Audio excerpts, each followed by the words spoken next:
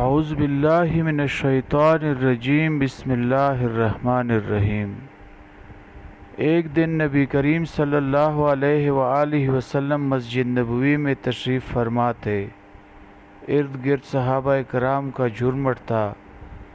سب اپنے پیارے آقا صلی اللہ علیہ وآلہ وسلم کی میٹھی میٹھی باتیں بڑے غور سے سن رہے تھے کہ ایک یہودی کا وہاں سے گزر ہوا۔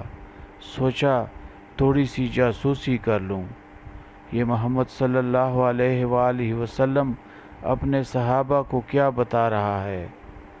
یہودی چپکے سے بغیر آہٹ کیے مسجد کے دروازے کے ساتھ کان لگا کر کھڑا ہو گیا۔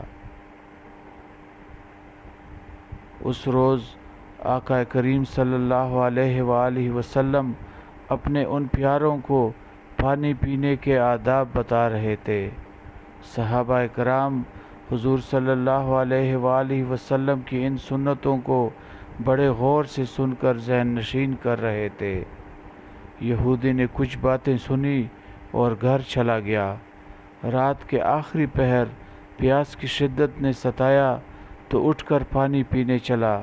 برتن میں پانی ڈالا اور پینے کے لیے منہ لگانے لگا تو یاد آیا محمد صلی اللہ علیہ وآلہ وسلم نے اپنے اصحاب کو کہا تھا، پانی پینے سے قبل برتن اور پانی کو دیکھ لیں کہ کیا وہ صاف ہے۔ چنانچہ وہ برتن کو روشنی کے قریب لے گیا اور غور سے برتن کو دیکھنے لگا۔ برتن میں ایک زہریلا کیڑا پانی میں تیر رہا تھا۔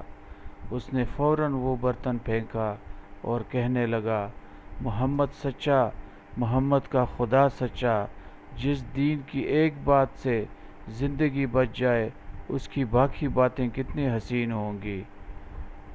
صبح ہوتے ہی وہ نبی کریم صلی اللہ علیہ وآلہ وسلم کی بارگاہ میں حاضر ہوا اور اپنی گستاخیوں کی معافی مانگ کر اسلام قبول کر لیا۔